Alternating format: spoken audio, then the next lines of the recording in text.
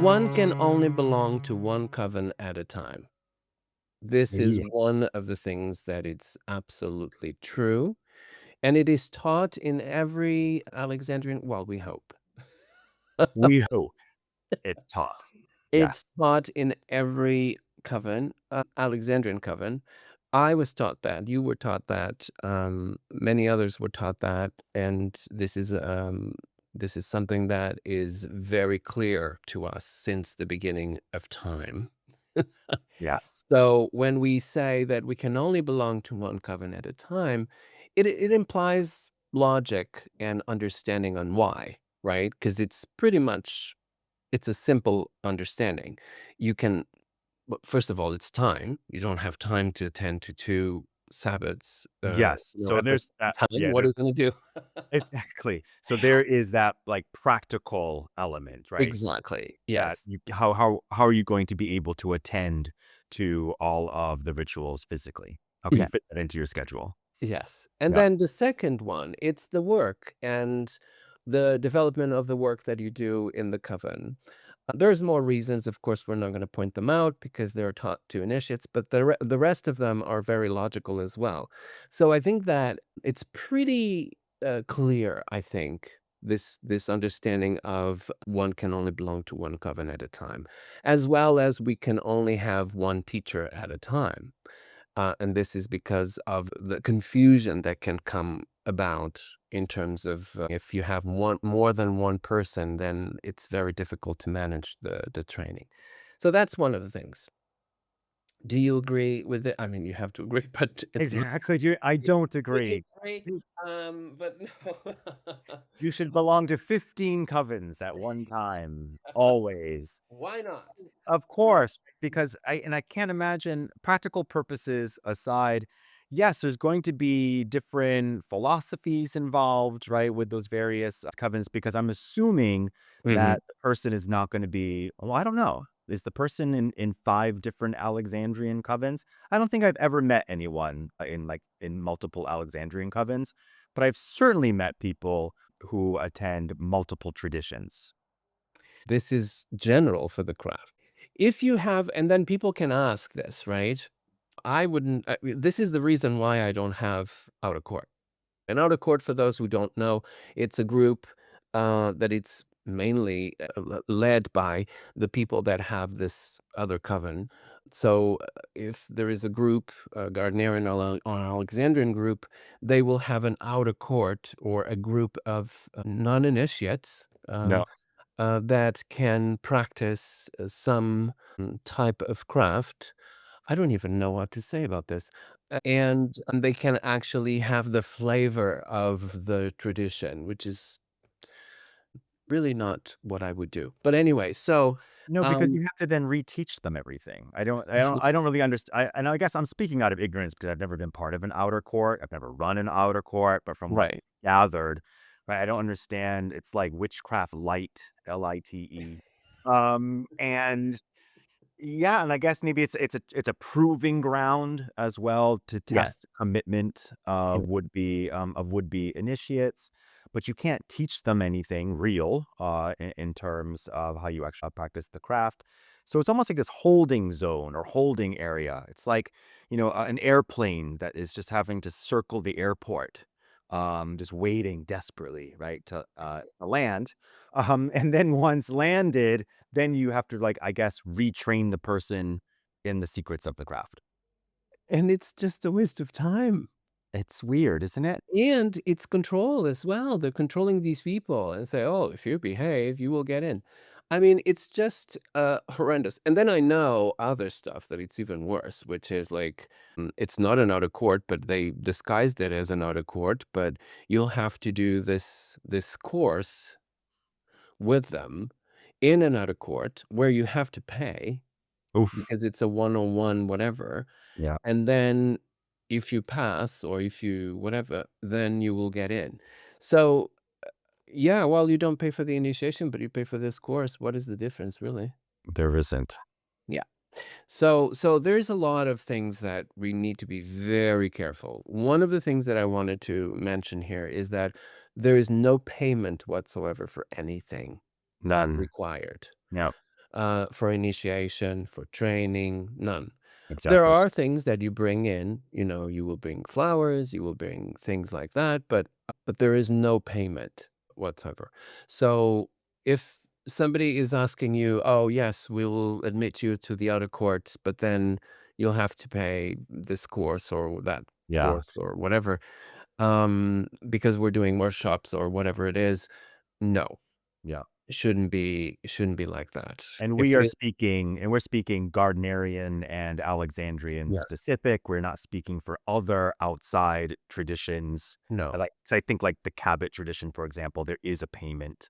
Yes, but that's But different. that's their system, and that's Well different. We're talking well, about yeah. British traditional witchcraft. Yeah, Yeah, no, that's their own it's their their own thing. own type of witchcraft, and of course, Yeah, these other new traditions, non-traditional, or non-initiatory in terms of lineage from Alex or Gardner, they can because that's their own prerogative. I mean, that's their own structure, and that's how it works, and it works for them that way. yeah, It never happened. Money should never be involved in initiations, yes, an exchange of money. yeah, Um, or favors. Well, let's yeah, talk about do if let's talk about this. If I initiate you Alexandrian, you will initiate me Gardnerian. that does, and that does happen, right? That Yes. does happen quite Yes. frequently Yeah. in the craft, where you do these kinds of favors, and then all of a sudden you have a list of initiations, which certainly doesn't mean that you've been trained in any of these things. Right. But yeah, that you are just sort of passing these initiations along to your friends. And I think that's also why we've talked about in the past that this really shouldn't be a social club and a social group. Granted, you will become friendly, I'm sure, right, with other high priests or your initiates. But this is one of the problems. I think this is one of the fallouts of becoming super, super chummy with people. And then there's almost this obligation or you feel like, oh, yes, I can initiate you in this, and this. And then it just dilutes everything. I still haven't found what I'm looking for in terms of the song, Yes. U2 song. Mm, I still haven't found what I'm looking for. I only know one, example of this that could be, kind of almost innocently, done, and the person is really very sincere. And there are many things. They're initiated in 3,000 things. And not necessarily I still haven't found what I'm looking for, but, I think that they want to imbue themselves into in every single aspect. So they Mhm. wanted to touch every single facet or technique or whatever it is. And sometimes people do this because they are lost. They can't really find what they're looking for or dedicated to one because it's so difficult for you to dedicate yourself to 5,000 of them, right? So we need to understand that as well. So an exchange, almost like a mercantile exchange, like something that I exchange with you. So I give you this, you'll give me that, Mhm. without hopping this whole idea of the idea of vocation, the idea of I want to be that, or Yeah. I am willing to do the work to be that, or no, it became so trivial as an exchange of favors, which I think that it's absolutely horrendous. And this is what in a sign of times, right? So a Yeah. sign of the times of today, I think. I did ask an initiate, this is in my past, I did ask an initiate, a new initiate, who very much had the desire to seek and become part of other traditions, Gardnerian as well. And I asked, well, why? Why do you? And their response was because they want to be able to understand the gods from all different ways and methods and modes. Okay. Well, Yeah, so all different they want to understand the gods mm, in all different approaches. did you talk to them after that? Meaning after they got their degree in their I did initiation? I did not. That would And be great, because then are you still how do in are you still look communication with this person, no, I am not. okay? Because it would That was be part so of the great. problem. Wouldn't it be great that we would so did you find what you're looking for? Well, I mean, I think there's this idea. I think ego plays into this, Right. where like, okay, I understand, I think your theory, but then there's this sort of like ego that I'm somehow more enlightened because I am part of all of these traditions and because I'm experiencing the gods from all of these different ways and angles. For me, when I look at that, I obviously feel you still haven't found what you're looking for, that you really haven't touched deity, because I think once you touch deity in a certain way, you're there for it. And you're not searching really anymore. So I think there's this just like this attempt to try to, I don't know, satiate yourself. But if you think about just religion, I don't know any religious leader that has, quote unquote, attained enlightenment by doing it through all different vehicles. You understand No. what I mean? Like, Mm. like Buddha was Buddhist, Right, right. Muhammad was Muslim. So, like, these are, you have to sort of like stay the course, I would say, Yes. right? So the other thing is that, was that person Alexandrian? Yes. Yep. They were Okay, initiated Alexandrian. first degree. First degree. Okay. So, there is a teaching that we give that it's actually in one of our most famous texts, at the end, and those who know will know what I'm talking about. That is actually a good answer for that. I think that that person missed the point, Yeah. unfortunately, of all of it, not Yeah. just the part, all of it. I hope that they found what they were looking for. Thank you, Bono, for Like I said, this lyrics. exactly. Because we're using it a lot in here. Because I think that sometimes people need other vehicles to find that, to actually, touch deity and be touched by by Yeah. deity. It's just, I think that's what it is. But let's And go back to this thing about the Gardnerians being Gardnerian and Alexandrian, Alexandrians being Gardnerian and Alexandrians in America, because it is something that it's very American. And the reason why I say this, it's because they don't mingle in America. Well, now they might, but they most certainly didn't. The only way that I have to describe you this is that there was a gathering of Alexandrians and Gardnerians that I went to twice. Um, Jamal went there many, many times. In fact, it was there that the voice in the forest began, the communications with Alex. And a- and I can tell you that the circles that I attended to were most certainly very um, not really very specific, meaning they were almost like a craft general circle because there were Alexandrians and Gardnerians, so there was no um, definition on because secrets would not be revealed to Alexandrians. From the Gardnerian perspective, they felt that they couldn't, they couldn't reveal or talk about or anything. So there was pretty much a very, very, very defined separation between the two. Although we did things together. I mean, we did ritual together and everything, but it was really something that was not really defined as Alexander or Gardnerian, so the rite itself wasn't, right? yeah. Um, It is common to host, right? So for a coven to open its doors to initiates. And I've certainly been in circumstances in an Alexandrian, right? Alexandrian coven who has opened its doors to Gardnerians, initiates, for them to celebrate a Sabbat, right?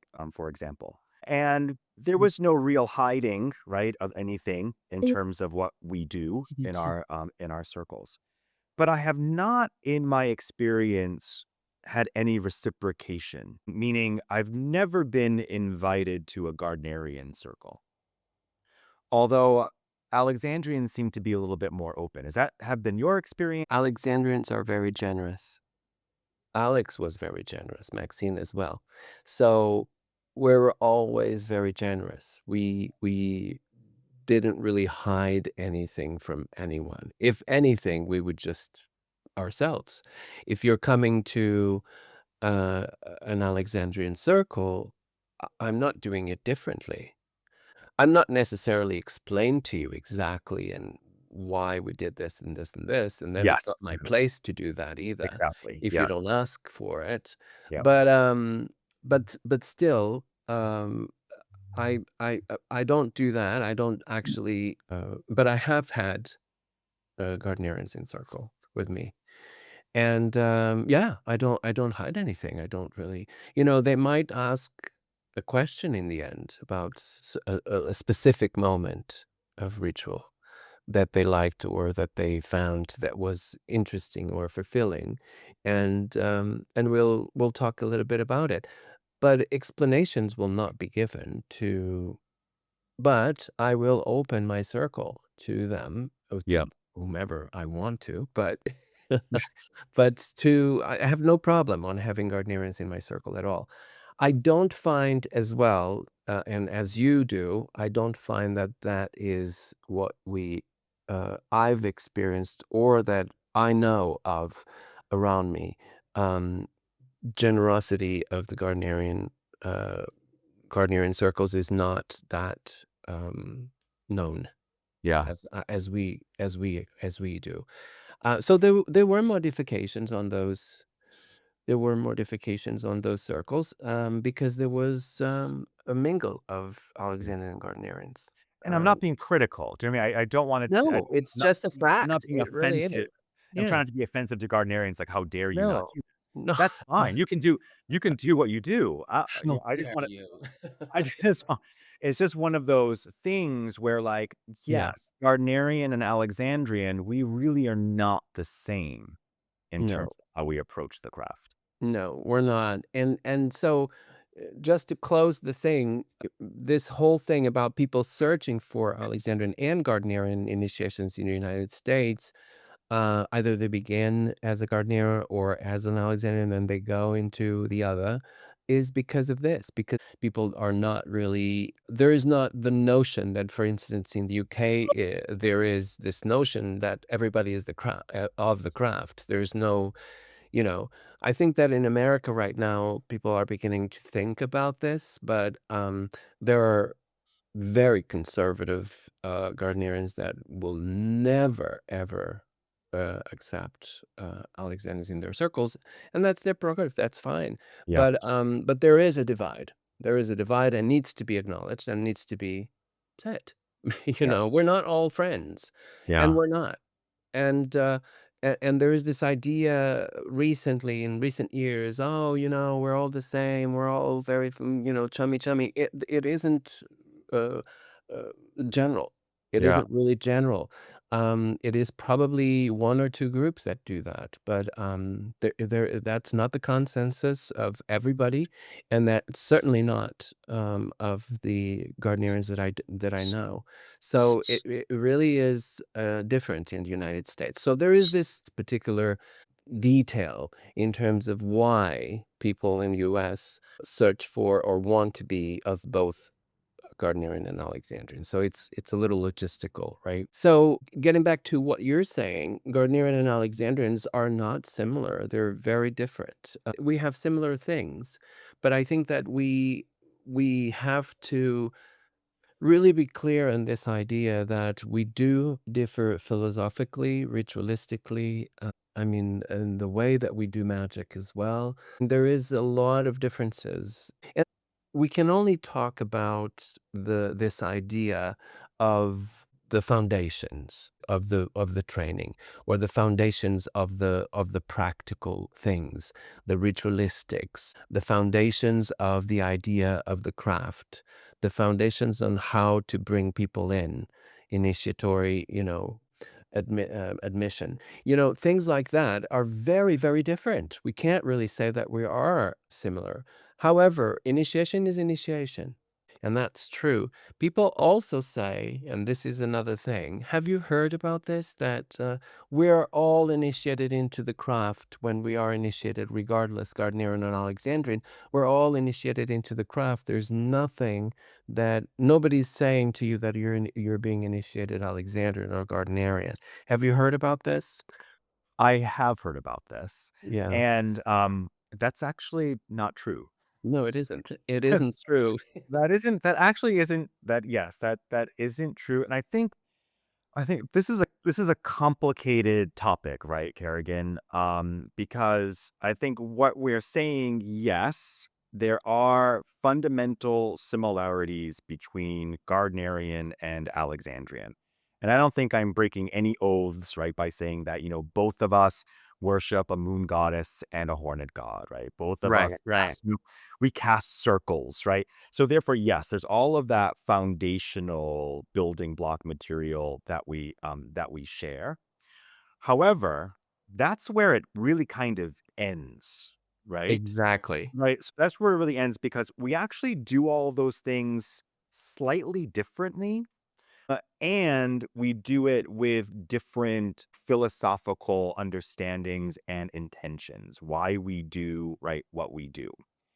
And if those differences don't exist, so for example, if you are initiated into a Gardnerian coven and you're also initiated into an Alexandrian coven, and I don't know, you're attending both Sabbats and you're attending both whatever rites, and you don't see a difference, then that's a problem.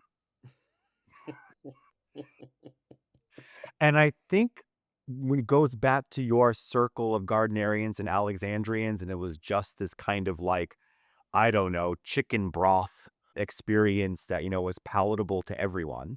And I think that happens quite frequently in the craft, where it does just become this baseline and has to do probably with training, right?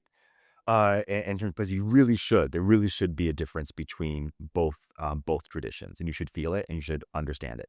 I couldn't say it better. That's exactly what it is.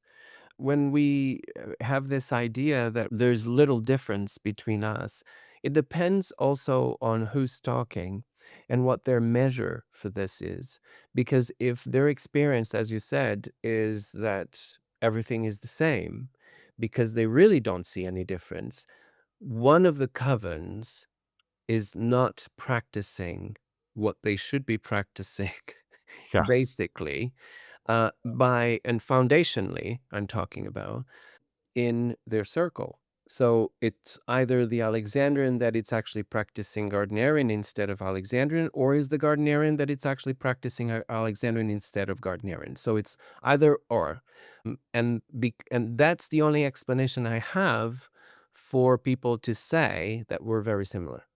Yeah. That there is more differences between Gardnerian covens than there is between Alexandrian and Gardnerian covens. Which is kind of like the measure, of it. So it depends on what you're talking about and what is the because this is the thing, right? People normally when they say this, they're saying this because they talked with some initiates in a list that it's private in the internet. And they exchanged little figurines about what they do.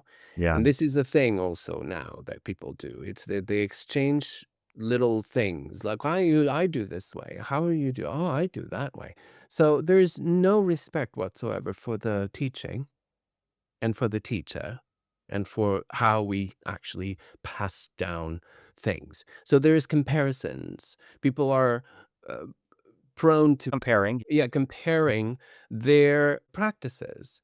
And of course, this on top of everything else, this is very complicated because that particular group might be practicing something that it's actually out of their own tradition, out of their own foundations, because they have been practicing for a long, long time and they lost a little touch on the foundations of their tradition.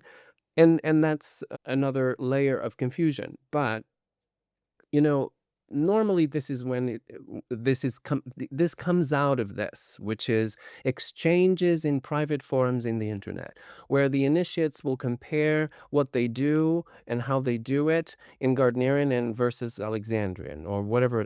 This dilutes the magic. It dilutes the process of passing information. This is why, when people say to me, "But I am Gardner, I'm an initiate and I'm Gardnerian. You should tell me what," no, I don't. I don't have to tell you anything. And I have done this for many, many years, which is if you want to know, you can ask, but you have to come into my circle for me to tell you. I'm not going to tell you this I have in a forum in the internet. I had lots of problems with the Alexandrian network because of this, because people wanted to begin to exchange even between us, between Alexandrians, right? They wanted to exchange things, and we can talk about general stuff. We can talk about how and why, and because we are all of the same, but we can't really teach a right, or we can't teach something right away um, through the internet. I No, mean, no, yeah, this is not how we do things. And no. people insist because this is how the work of this world now, at this time, uh, does. People do this because it's more comfortable. They don't have to commit to anything. There's no responsibility whatsoever for that.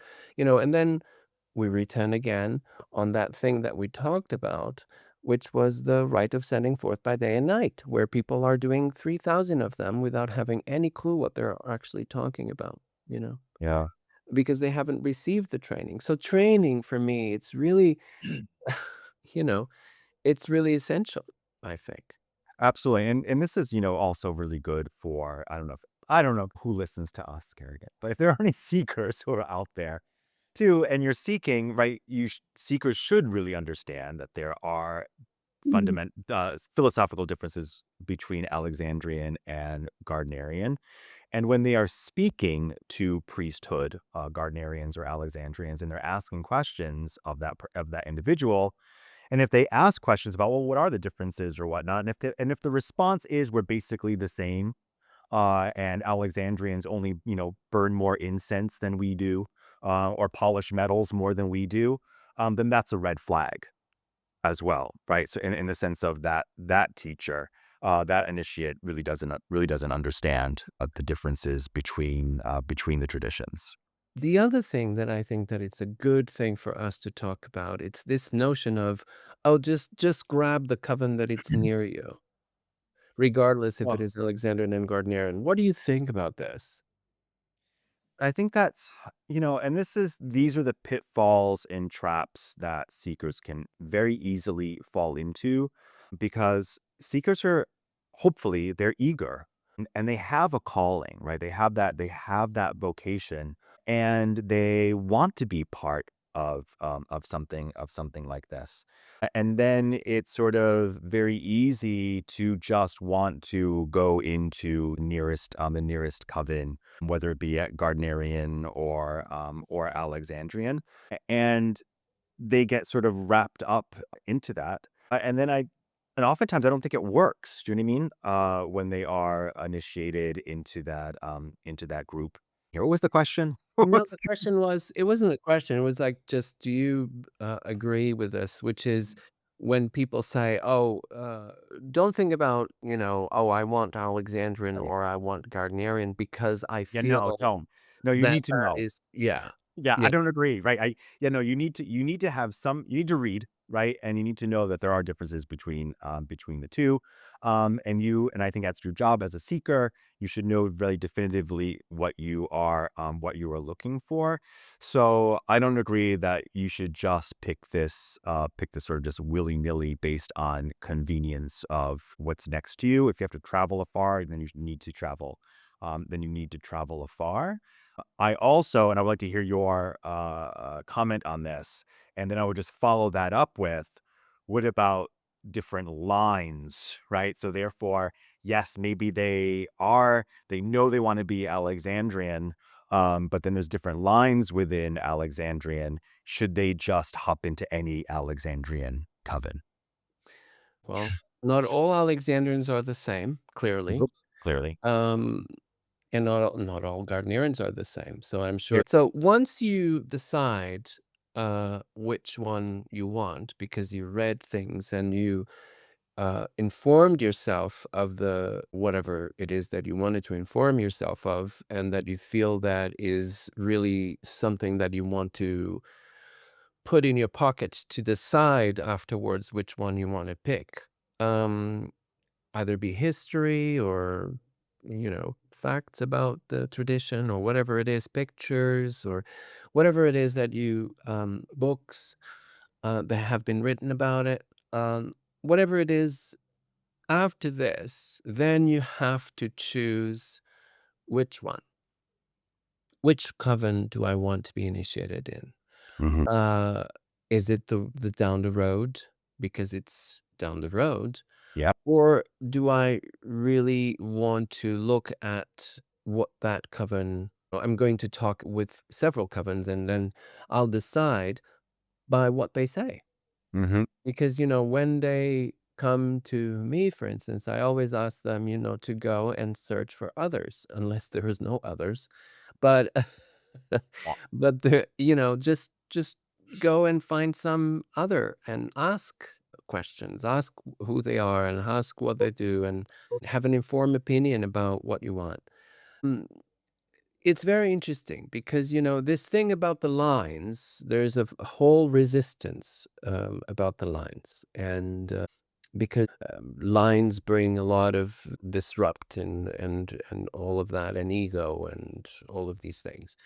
But the fact is that nowadays the lines actually are synonymous of training, either good training. So not all, and this is a fact. This is not an opinion. It's a fact. Not all Gardnerians or not all Alexandrians receive the same training. Yeah. This is a fact, Yeah. Regardless, right, of the line. regardless. And because of that, now we can talk about a thing that it's even more complicated, which is, did they had a complete training? Now, we can't really talk about complete in Mm. things like the craft because it's never complete. Ever. It is good or inexistent or mediocre or very superficial or very whatever it is can characterize what you received. Either you received a lot and your teacher was a fertile teacher that taught you and during years of training, or you didn't receive anything because you moved, or because you were initiated and then you had to move, or because of work or whatever it is. There are circumstances that can present sometimes, and they can gave people that lacking of training. But then it's about it's up to you to continue and to look for the completion of your training. Yeah. But there's a lot of people who were initiated very quickly or in a weekend, or I mean it's just very complicated in terms of what the atrocities sometimes that people do and go through, just because there are other things that, for instance, that you can say, like Maxine was initiated on the 3 degrees in one sit. And that's because she was already very proficient in So another, and she was an initiate as well of yes. another occult school. So there are very rarely this happens today. I mean, this was 60s, right? So very rarely you have this now. But what I'm trying to say is lines were created uh, because it's a succession of covens. And sometimes you have lines that are general, like the Boston line, for instance, is a general line that it's really not significant in terms of the training, meaning it's not really connected directly with the training that was received in the first coven in Boston, but it is a symbol of that particular iteration of the Alexandrian tradition in the United States. However, there are other lines that are the meaning of the line, like for instance, our line, the Queensberry line, the meaning of it, it's actually connected with the training. So Yes. the meaning of it, it's not really necessarily all of them, all of the covens, they're not working the same way because that's not what a line is. They are given all the same. That's what it means. So it means that all of the covens have received the same basic, instrumental, and fundamental training. Now, whatever they do with it, it's up to them because every coven is independent and autonomous. But there are lines who are like this. There are lines who are the significance of the line. It's that it's a good line that has good teachers or that has that has good training, and that therefore I want to be of that line, or I want to be of that. There are choices that you make, for instance, in terms of sometimes people move themselves by being or wanting to be very close to the first founders, right, Yes. of the tradition, and they move into a coven that was one of the first covens, or there was or moved to a coven that was like really connected with, or that the founder was there, or that the founder found that coven, or all of those things, that you have a very short lineage. It doesn't mean anything really, Yeah. No. because if that teacher um, is not a good teacher, I am fortunate enough to have had that, but I'm very fortunate also that my teacher was also a very good one. But 90% of the time, that doesn't happen just because you want to be close to the beginning of the line, or the lineage. Yeah. So that is not a good choice. If you want to just be initiated by a good teacher, somebody that has a reputation of being a good teacher. Ask around, if Yeah. they, and that is what I would say about the lines. Yes, lines can be, their significance can go into a good line where you can learn the fundamentals, and because there are many lines in the United States. Many lines. The main line, the Boston line, has many branches of other lines within the Alexandrian tradition. And it can be driven by ego, but it doesn't mean that it is. Not always. True. True. And just 2 points, one to go back on about, teaching, right? So what you've been taught, and that's ever evolving. I would argue, when you are an initiate, because there are teachings that you are taught only when the need arises. So therefore, not you're rarely are you taught absolutely everything possible, right, within your tradition. Some things just stay secret because you don't need to be taught that aspect, or that ritual, right, or that spell or whatnot. So that does occur. Would you agree with that? That Yes. right? So Yes. therefore, it's not for. So you'll probably never know absolutely everything. And then as for like when you're talking about like the lines, so and as for seekers, I think there is enough information out there in books and in the on the internet to get some ideas of where, yes, we should all be taught the same fundamental Alexandrian practices, but then within those lines, right, there can be some developments, right, that happen, or a certain sort of flavor. So if a line has been sort of, I don't know, oftentimes I hear like in regard of Temple of the Mother, which was founded really, by Maxine, some can quip or be a little bit critical and like, oh, I heard that's really churchy. Do you know what I mean? Like, as Mhm. if it's really Catholic. And when I hear that, I'm like, oh, do you mean, structured and disciplined? So, so is that is that what you mean? Um, and if you are seeking something that is structured and disciplined, where training really is at the forefront, then I would encourage seekers to be like, well, maybe you are looking for a line that really embraces those teachings versus another line that might not. That's one of the things that people say. It's always that's too churchy. Um, Yeah, it might even be, but is it, my question is it effective? And it is. Yeah. So, who cares if it is churchy? I know I because I was do watching, I do because I like churchy, but, me I just like ceremony, yeah. and maybe it's because I'm from the theater, and maybe that's why. And I'm very, inclined towards occultism and, ceremony, so that's why. But it is disciplined, it is thorough, it is, effective, it does work, um, and, it's proven that hasn't been, working for, many, many, many years, and, it is proven in various countries, including. So I think that it's very important for people to understand that, even if it is, whatever it is that people, well, that's too wonderful. Just go to somebody else. Exactly. Because I was watching, We don't want to force you. no, there's no Want to right. force you. Free will. So because I was watching, a YouTube video, probably many weeks ago now, of a very pleasant, Gardnerian initiate.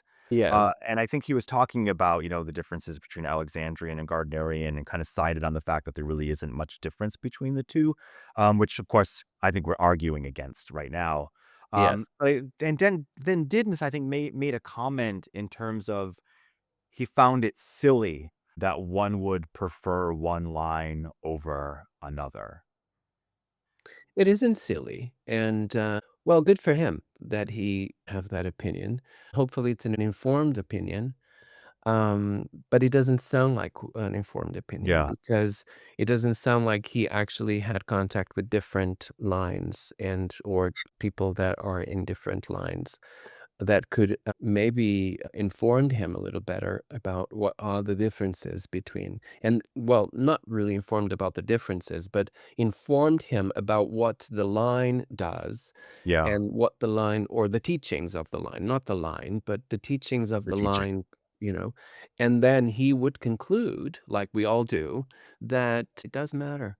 Yeah, And then, for that, he has to be invited to one of the circles of one and then the other so that he can compare them. So this is why I don't think that people sometimes do informed opinions because there are various complicated logistically layers that sometimes you have to go through to really have a very complete and thorough informed opinion about things. So I think that that's one of them. yeah, But, I find very interesting that he thinks that there is no differences. yeah. And just to, I don't know, I'm not, just about us, right? In terms of the, in terms of the, from where we are speaking, both of us have been a little bit around the block. Yes. Right. So we have been in circles, right, where you are seeing that you're like, oh, okay, this is very different, right? And you see, right, you see the difference. So we've had a lot of these experiences. So I hope, right, we are speaking from an informed viewpoint. I'm certainly speaking from my experiences and the places that I've been in. Me too. Yeah. And this is why I said that sometimes it's very difficult because the person doesn't have enough time to have those experiences, Yeah. or perhaps the person doesn't have enough invitations or whatever to have a measure for comparison to Yeah. compare, okay, so this line does this or this line does that. If you're going to talk about lines and say that the lines are not that he found that the lines are just not, significant in terms of it doesn't really matter, that he found it even, did you say ridiculous? No, what was it? The word? Silly. The word was silly. Silly. Yeah. Silly. Silly, then he doesn't know what Yeah. the lines do. Because there's a big difference between those lines, and the lines, we have lines in Europe as well. This is nothing new. Yeah. So we have lines in Europe, we have lines in America, and for me, line means training. That's Yeah. what it means to me. Mhm. Um, and I keep saying this over and over again. Our training is very much aligned with the Temple of the Mother training and the teachings of Maxine Sanders. Yeah.